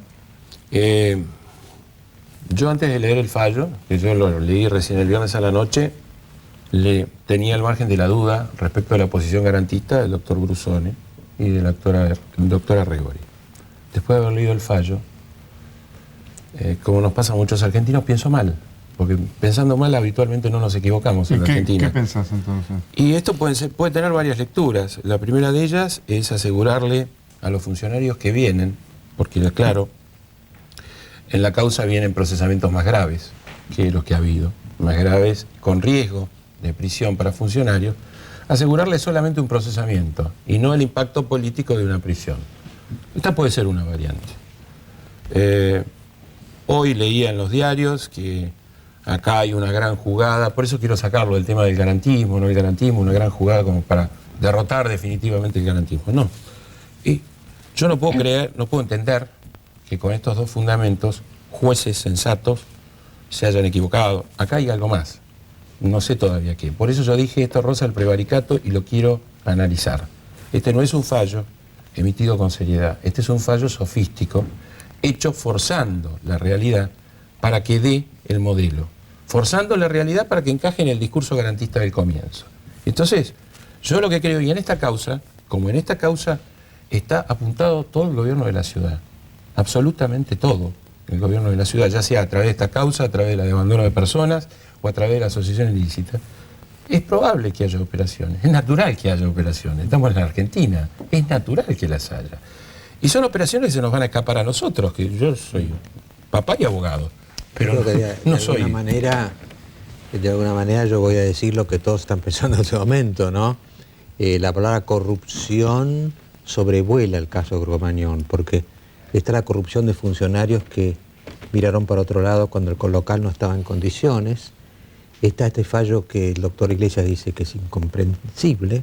Es decir, los argentinos ya estamos como usted decía bien, el famoso refrán. Yo me acuerdo que la primera vez que escuché ese refrán, piensa mal y no errarás, es un librito de Jaime Balmes del siglo XIX que lo trataba de refutar. Decía, no pensemos mal de los demás, pensemos bien de los demás. Y uno más bien quiere pensar bien, yo quiero pensar bien, ¿no? Pero hay circunstancias que lo convierten a uno en un mal pensado, ¿no? Y como dice el doctor Iglesias, ya decirle a un argentino mal pensado es casi decirle realista, y decirle bien pesado es casi decirle ingenuo, ¿no? Pero en el próximo bloque, después del corte, invitamos a que se sume a la mesa al doctor Cunio Libarona, que tiene una visión más jurídica, claro, evidentemente más, digamos, menos emotiva, ¿no es cierto?, más técnica que la que tienen ustedes con toda razón. Y les recordamos el televoto que hemos puesto desde el principio del programa, vamos a repetirlo.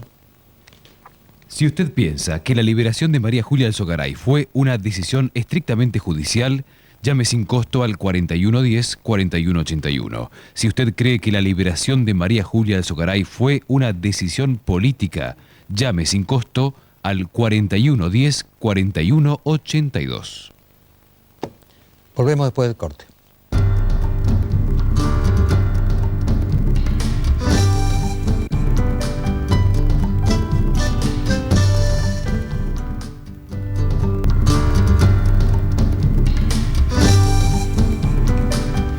No, me estaban diciendo en el corte, aquí los padres, que quizás nosotros estamos un poco equivocados en una cosa. Estamos como monopolizando o permitiendo que Chabán monopolice el tema, cuando hubo mucha gente que falló acá, no solo Chabán, ¿no? Chabán sería como el principal responsable de una cadena de responsabilidades que me decía recién el señor Rigui, todavía no se destapó del todo. Ni siquiera el más responsable, porque como le dijo Mariana Márquez, no sé si la recuerdan, en la legislatura, esa chica que irrumpió y que hoy se está muriendo porque tiene un proceso de cáncer agravado por esto, o sea, se había curado. Ella le dijo, eso es una circunstancia. Y en realidad esto es aplicable a Chabán. Chabán es una circunstancia, pero el sistema permite los Chabán. Mañana va a haber otro, hay 15 Chabán, hay 50 Chabán en la ciudad de Buenos Aires, personas que dan este físico y rol. ¿Pero por qué? Porque hay un sistema corrupto que los permite. Entonces es más grave, la responsabilidad es más grave que del chico que prendió la bengala, que de Chabán, el de aquel que los cocina y los sirve y los presenta a la sociedad y los permite. ¿Cómo puede ser que un local funcione alguien que ni siquiera figura y que encima sale por televisión, arranca fajas de clausura y se promociona? Y cuando uno lo va a buscar, tiene detrás una sociedad offshore. Y esto es posible. Claro, tiene razón. Además, esto pasaba en todos los boliches. Yo iba a bailar con regularidad antes de Cromañón y el tema del exceso de personas dentro de un boliche, de los adornitos que se pueden llegar a prender fuego, es común a todos los boliches de cualquier tipo de música. Podés tener de cumbia, podés tener de música más bailable, podés tener de rock and roll y toda la clase, o sea, todos los boliches excedía la capacidad y, o sea, doy fe. Pasó ahí porque pasó ahí. Pasó ahí porque pasó ahí también. Doy fe porque estuve adentro bailando desde las 2 de la mañana hasta las 7 y sé cómo es. Quizás yo represento, digamos, la parte práctica, ¿no? Yo soy los chicos. En ese sentido, yo puedo dar fe de ciertas cosas. Esto es así. Cromañón y Cemento también. Cemento era propiedad de Omar Chabán, tengo entendido, desde el 80 y pico. Por lo tanto, no era una persona que no tuviera, como yo le contaba a la señora, no puede alegar que él no tenía, digamos, claro su rubro. Lleva años en este rubro. Si a esta altura no sabe que una media sombra prende fuego, o si aparte sabe que los chicos van a prender bengalas porque según la banda que vaya, sabe cuáles son las costumbres de cada tipo de tribu, ¿no? Porque esto pasó, fue la tribu rolinga. La tribu rolinga siempre prende bengalas. Él no puede decir que no lo sabe. Entonces tendría que haber previsto, bueno, si no voy a revisar correctamente a los chicos y por ahí se me pase por alto una bengala, tengo que prevenir que no se prenda fuego nada. Al tipo no le importó. Y pasó ahí, y como dice Iglesias, puede pasar otras veces más, o pudo pasar antes, ¿no es cierto? Pasó antes. Pasó antes. Esto ya tenía precedentes, este local. Y estamos hablando de un local a escasos metros de la Casa de Gobierno para fijarlo como punto de referencia. No estamos hablando... Yo le he pedido a Mariano Cunio Libarona, hablamos esta mañana por la radio con Mariano, con el doctor Cunio Libarona. Yo sé que es muy difícil, doctor Cunio Libarona, hablar con un grado de imparcialidad, de objetividad, en el clima que estamos viviendo todos acá adentro y afuera del local, ¿no? Pero dígame usted, esta visión que el doctor Iglesias decía a estos jueces, esta cosa que parece incomprensible. Sí, se puede comprender. El doctor Iglesias decía si hay otro Yaván. Y hay muchos Yaván. Es decir, si yo leo en la revista La Ley un fallo de marzo con prácticamente la misma integración de la sala, en este pronunciamiento se dispone la excarcelación de una persona que está imputada por homicidio doloso y que incluso intentó apoderarse unas fotografías durante la declaración indagatoria, sacó unas fotografías donde estaba él y se las quiso guardar. Y con el mismo argumento la sala dice, no hay entorpecimiento de la investigación, no hay peligro de fuga y dispone la libertad de una persona que estaba con auto de procesamiento y prisión preventiva por homicidio doloso. Entonces, como el caso de Yaván, hay otros casos que están sucediendo, inclusive el de María Julia que hablábamos antes. Es decir, hoy hay una doble corriente en tribunales, yo no llamaría garantista, pero esto es real. Hay una corriente que dice, el único fundamento para que una persona esté presa durante el curso del proceso está fundado en el entorpecimiento de la investigación y en el peligro de fuga. Cuando no se dan esos supuestos, esa persona tiene que estar en libertad. Existe otro criterio que tiene en cuenta las escalas penales y dice este delito es grave, como son todos los que estamos analizando, el que yo traigo, el que estamos acá, y indudablemente ese delito merece que esa persona, ante el peligro de fuga que va a importar el día de mañana el juicio oral, permanezca en libertad durante el curso del proceso. Es decir, es una cuestión de elección, donde yo no dudo de los jueces. Es decir, Brusone siempre creyó esto, él era fiscal y en las causas ya pedía excarcelaciones, él tiene esta íntima convicción, de la misma manera que el doctor Rimondi que firmó este fallo, o la doctora Garrigós de Rebori que tiene años en tribunales. Puede ser un criterio muy discutible, pero por supuesto que es discutible, y yo no estoy de acuerdo con el pronunciamiento en el caso de Yaván, me parece una cosa que es un horror. Máxime que no cabe duda de que estaba prófugo y que no creo que el día del juicio oral, si va a haber una condena de cumplimiento efectivo, Yaván vaya a oír el veredicto en lugar de directamente verlo desde el exterior. Es decir, creo que estaban dando esas condiciones. Pero en fin, lo que no dudo es de la honestidad, aunque pueda ser desacertada, de los jueces y del peligro que encierra esto, donde la solución está, creo, a través de la vía legislativa, a través de unificar la jurisprudencia con algún plenario, a través de que la Cámara de Casación ponga orden, aunque la Cámara de Casación, en distintos fallos, por ejemplo, de evasión agravada u otros delitos no excarcelables, también en algunas salas mantiene este criterio. Entonces entiendo... ¿Usted diría, doctor Cuneo Libarona, que hay una tendencia dominante o predominante en la justicia de no encarcelar gente, tratar de liberar gente, porque en la propia Corte... No es la dominante. No es la dominante. No es la dominante. Casi todos siguen el criterio del doctor Lucini, el criterio de la doctora Croto, que es el tradicional de tribunales, que es cuando el delito mantiene una escala penal grave, existe una sospecha de que el día de mañana pueda llegar a fugarse, entonces tiene que permanecer detenido. Pero existe otra corriente, que es la menor. Por ejemplo, en la Cámara del Crimen yo estoy convencido que otras salas hubiesen fallado totalmente distinto a esta. Pero totalmente distinto. O sea, ¿usted no coincide con esta percepción de los padres que dicen que en realidad hay algo más que se encubre? ¿Cree que fue mera suerte de que salió sorteada esta sala? Yo le digo, este fallo que yo tengo acá es de marzo.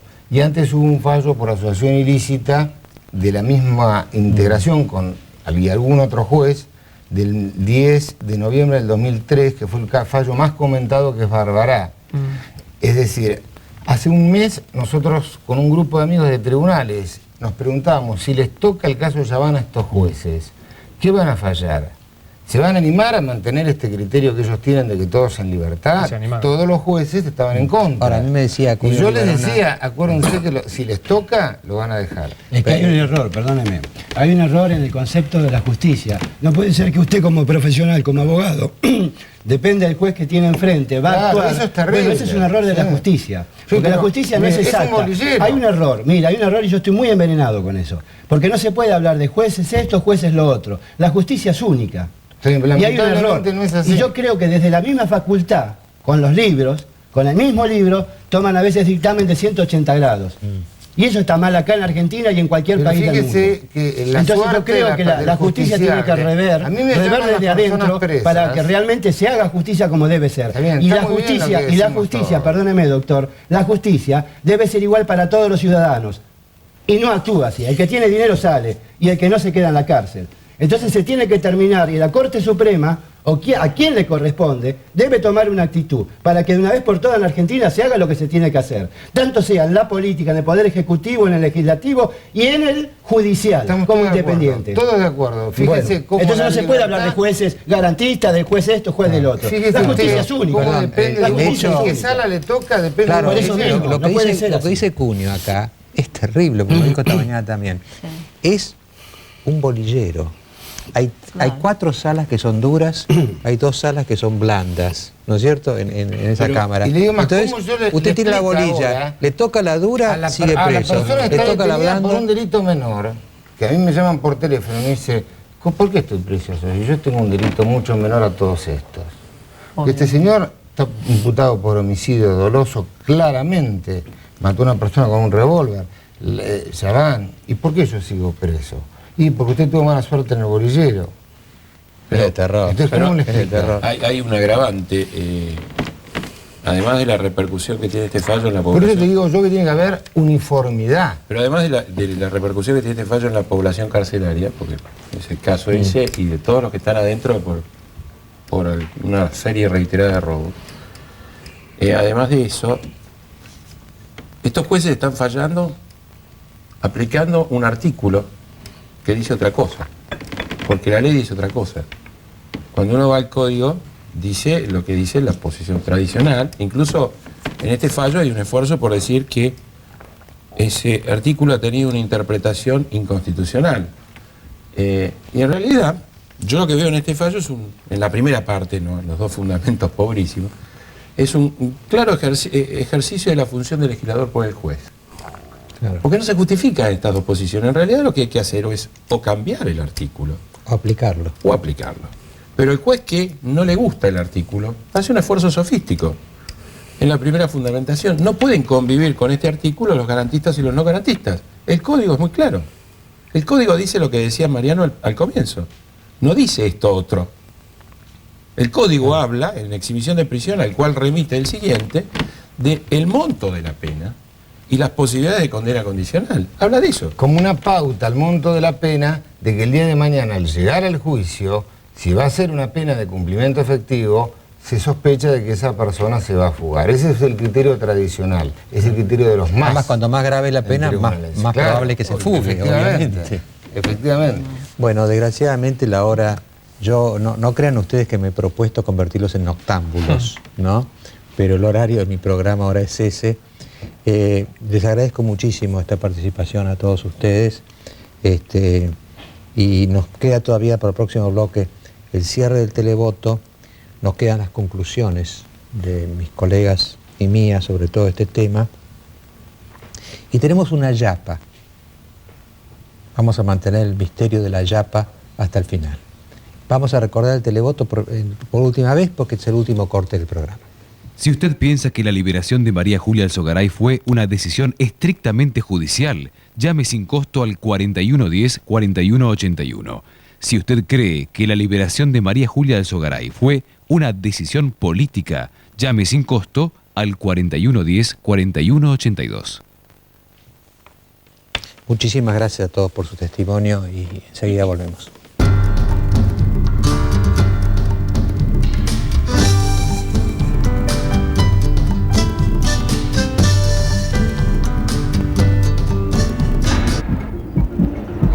Artrosis, nuevo medicamento venta libre antiartrósico.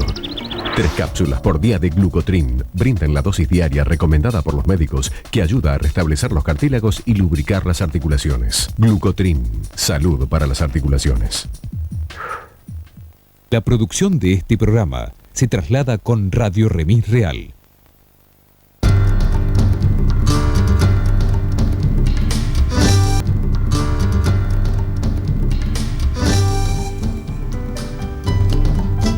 Bueno, vamos redondeando el programa. Les quería comentar el mail de la semana. Es un mail muy cortito, pero me parece que es muy profundo. Dice este mail de Roberto Irago, Y-R-A-G-O, se recuerda un libro que escribí yo hace poco que se llamaba La Realidad. Y dice, teniendo en cuenta ese libro y ese título, debemos terminar con el sueño argentino. Y el sueño argentino no era la realidad es otra. Y termina con esta observación. Ni la utopía de Platón, ni el pragmatismo de Maquiavelo. Platón sin Maquiavelo es utopía. Maquiavelo sin Platón es cinismo. Me parece que es interesante para reflexionar, ¿no? Es que porque fuimos muy utópicos, porque tuvimos una ensoñación de la Argentina que no tenía que ver con la realidad, caímos después en el cinismo de Maquiavelo. Tenemos que buscar una reconciliación con la realidad. Este es el mail que me pareció, de tantos otros, que me pareció que era digno, otros también son dignos, pero que era más práctico para todos nosotros quedarnos pensando en este mail. Ni la utopía de Platón, ni el pragmatismo de Maquiavelo. Platón sin Maquiavelo es utopía. Maquiavelo sin Platón es cinismo. Y me parece que hemos tenido un ejercicio casi de cinismo esta noche, ¿no? Porque ¿será verdad lo que nos dicen? ¿Será mentira? Y el televoto, fíjese que votaron 12.326 personas. Y dentro de esas 12.326 personas, el 87% cree que la sentencia de liberación de María Julia es política y solo el 13% cree que es judicial. Es grave la decisión y es grave que creamos eso, ¿no? Porque de alguna manera indica el índice de descreimiento en que estamos los argentinos. Bueno, Luis, su conclusión. Me parece que las conclusiones de hoy podrían seguir la línea de la semana pasada, cuando una mujer, una ahorrista, una ciudadana que se sentía estafada desde allí, le habló a la justicia y luego hablábamos del reclamo popular como un modo de cambiar. Hoy, 10.301, si ya puedo votar cerrado el televoto, siento que evidentemente fue una decisión política lo que sucedió con María Julia, que la justicia volvió a quedar sospechada como lo quería Juana, pero que lo que es más grave es que esta pequeña punta del iceberg del problema de la corrupción de María Julia es solo esto. Técnicamente María Julia debió haber sido liberada hace 21 meses. De lo que estamos hablando es de una María Julia liberada por el ventilador encendido apenas un poquito, con un aire tenue que asustaba a todo el mundo. Mientras no entendamos, me parece que esto forma parte de un desesperante reclamo de justicia, estamos perdidos. Y por eso vuelvo a reivindicar el derecho al reclamo popular de estos padres que estuvieron aquí. No el disparatado reclamo del Normal 9 de chicos de 14 años exigiendo una credencial a un cirujano que iba a operar. Ese disparate no es el reclamo popular, es este. El que se enfrentó a la impunidad de Chaván, el que se animó a salir a la calle y decir no, porque esto es injusto, porque esto es corrupción, y consiguió por ahora lo que esta chica de 23 años decía, haberle parado el tantear el terreno. Es la justicia y es otra vez el reclamo popular. Alejandro. Bueno, yo creo que el eje del programa fue el tema de la justicia. Hoy para nosotros un caso que podríamos llamar de comedia y otro de tragedia, ¿no? El caso de comedia es el que se refiere a María Julia porque los daños comparados con el otro no son tan graves, lo hacen parecer una comedia aun cuando no lo sea, ¿no? Y me parece que observamos en la mesa un problema que creo que convendría pensar. Los entendidos de leyes están discutiendo temas internos a la justicia, temas de procedimiento. Y nosotros estamos pensando en la realidad. Es decir, un tema de procedimiento es, ¿fue correcta o no correcta la liberación? Un tema en la realidad ¿es chorra o no es chorra? Como lo expresé de una manera tosca, pero me parece que directa, ¿no? Yo creo que la justicia está muy lejos de representar la realidad. Y que esta falla no es simplemente una falla de corrupción, sino que también es una falla de burocracia, de irrealidad, de estupidez, diríamos. Que no necesariamente siempre quiere decir corrupción, aun cuando nosotros tendamos a interpretar todo en términos de corrupción. Eso me parece que es un tema importante. Y por otro lado, otros enfoques para este tema de la corrupción, que en el segundo tema de la noche se puso todavía más espeso y más difícil, me parece que es que aquello que nosotros llamamos corrupción, que es correcto llamarlo corrupción, también permite otros enfoques y que de lo que se trata en definitiva es de una monumental falta de amor. Es una palabra que puede parecer un poco sonsa para traerlo a estos contextos, pero yo creo que amor debe ser entendido como una palabra que designa al cuidado, al esmero, a la atención, el detalle, la capacidad de querer las cosas y de ponerles como atención. Bueno, todo eso faltó en el caso Cromañón, ¿no? Faltó en Chabán, ni que hablar, por supuesto que no corresponde que esté libre, nunca. Faltó en el gobierno de la ciudad, faltó en Callejero, faltó en el público mismo. Falta en Argentina, mucho, y produce estas catástrofes a través de las cuales tenemos que pagar un precio insoportable. Bueno, yo también coincido con mis colegas.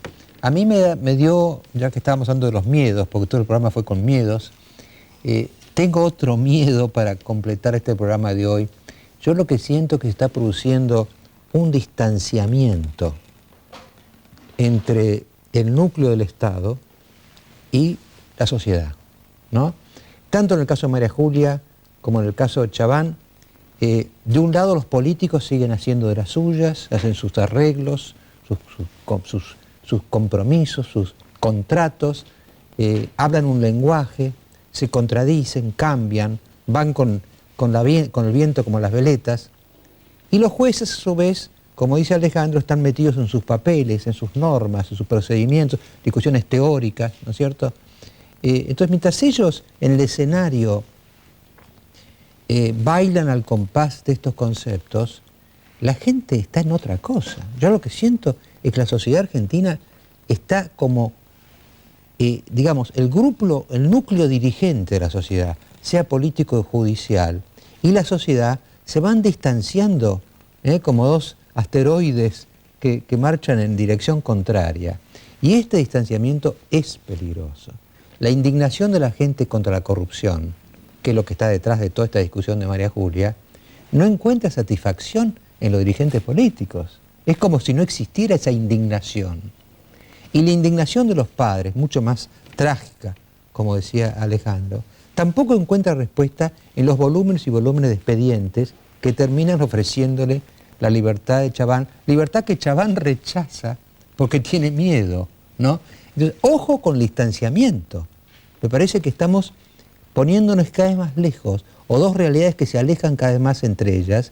Una es la sociedad real, con sus problemas cotidianos, a veces trágicos, como en Cromañón, a veces puramente de indignación moral frente a la corrupción.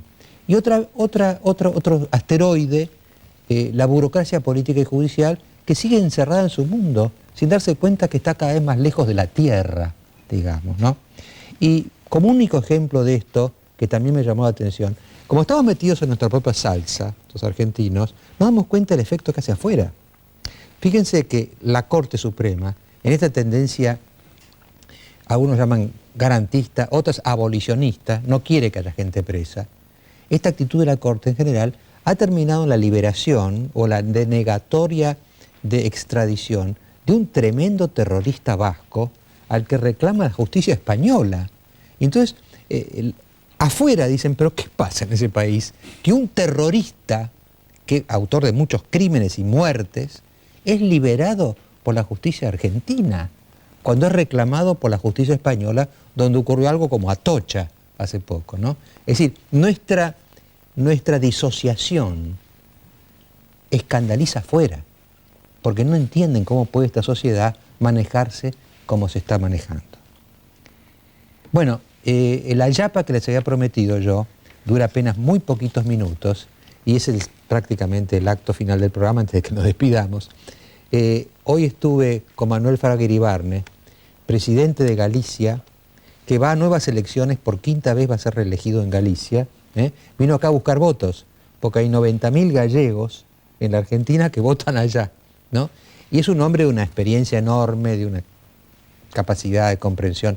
Creo que son las personas más importantes en el mundo de habla hispana actual.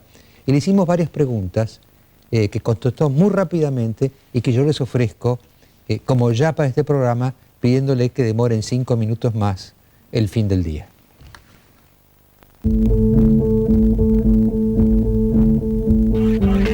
Bienvenido a la Argentina. Muchas gracias. Usted sabe que acá también tenemos una discusión sobre un tema muy, muy polémico, muy espinoso, cuál es el matrimonio entre los homosexuales, ¿no?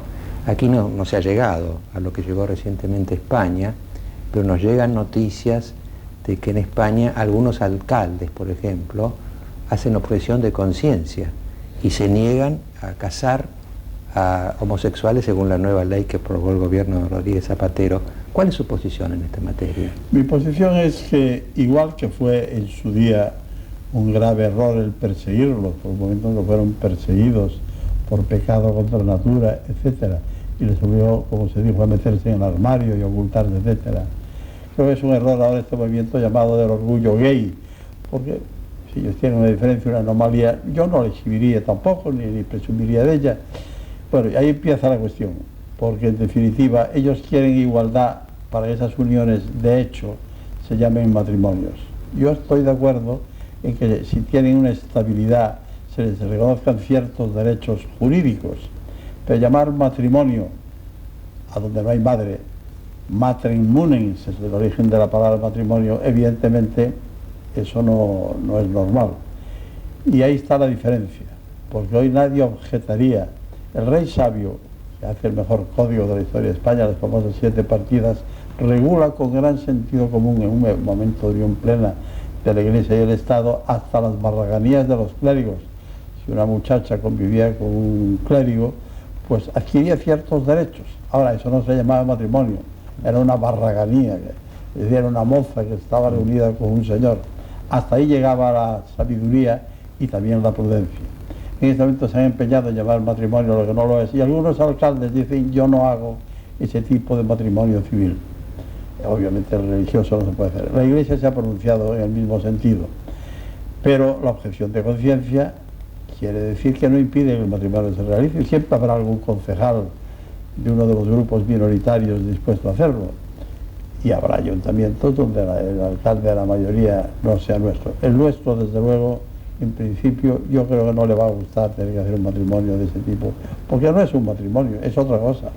Presidente, el otro tema que de alguna manera nos liga la actualidad española y la actualidad argentina, usted sabe que la Corte nuestra, la Corte Suprema, ha determinado que el etarra, que está detenido en la Argentina y que España pidió la extradición, ha prescripto su causa y ha hecho una distinción que a mí por lo menos me sorprendió. Ha dicho, el terrorismo de Estado, como hubo acá desgraciadamente en los 70, es un delito de lesa humanidad y por lo tanto imprescriptible. En cambio el terrorismo privado, digamos... otras fuerzas de orden público. Claro, no es de lesa humanidad. Entonces uno dice, bueno, Atocha, Las Torres, la AMIA, no fueron delitos de lesa humanidad. Sí, yo respeto las sentencias judiciales y por lo tanto acato esa dictada dentro de su jurisdicción por un tribunal argentino, pero evidentemente no puedo estar conforme, porque el argumento, se ha mencionado también, de que son imprescriptibles solo después de que se tomó esa decisión. No es así, o es contra la humanidad. Y efectivamente cuando una persona asesinó al presidente Lincoln porque no estaba conforme con la abolición de la esclavitud, él mismo se tiró desde el palco del teatro donde lo mató al escenario, se rompió una pierna, con lo cual fue hecho prisionero al día siguiente para poder decir en latín sic semper tyrannis, esto pasará siempre a los tiranos. Exponían su vida. Estos de ahora ponen un coche bomba, matan mujeres, niños, que no tienen que ver. Es de lesa humanidad. En este caso hubo unos policías que perdieron las piernas. Por lo tanto, para mí no tiene duda de que no es aplicable esa excepción. Repito, yo acato la sentencia, pero usted me pide mi opinión, yo juez no lo hubiera puesto. Presidente, la última pregunta sería esta, un poco ya más de orden general, ¿no? Yo estudiaba en España cuando usted era profesora allá y demás, con todos los que he estudiado, con López Aranguren, con Tierno Galván, con tantos otros, y cuando yo fui a España a fines de los 50, de la Argentina, sinceramente le digo, sentí que bajaban el nivel del desarrollo económico. Después vino la muerte de Franco, la Constitución, los pactos de la Moncloa, y España en 2 o 3 décadas ha pasado a ser un país desarrollado, mientras nosotros más bien estamos peor. Entonces la pregunta para cualquier argentino que lo viera usted por la calle sería esta, ¿cómo lo hicieron? Bueno, yo creo que el desarrollo económico tiene mucho que ver con la estabilidad política. y tiene mucho que ver también con el acuerdo básico.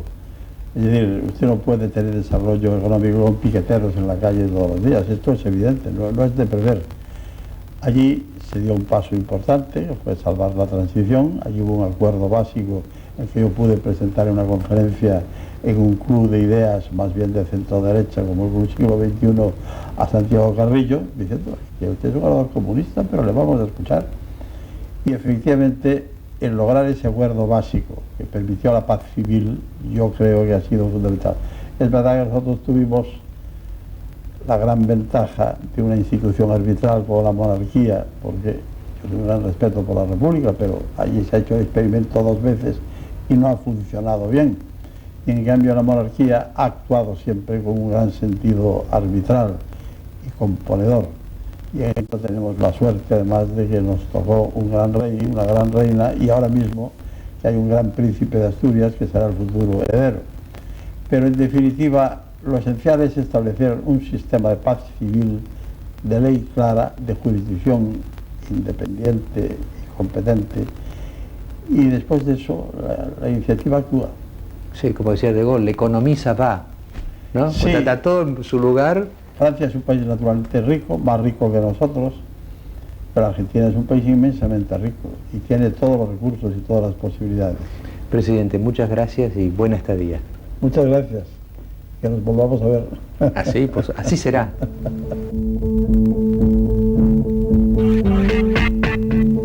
Lo menos importante es la economía. Lo importante es tener instituciones, consenso, imperio de la ley, justicia independiente. Y lo demás, ça va, como decía De Gaulle. Bueno, espero que estos 5 minutos de más en demorarse en irse a dormir no les haya costado demasiado y Fraga ha dejado algo también para que todos pensemos. Muchísimas gracias y hasta el domingo.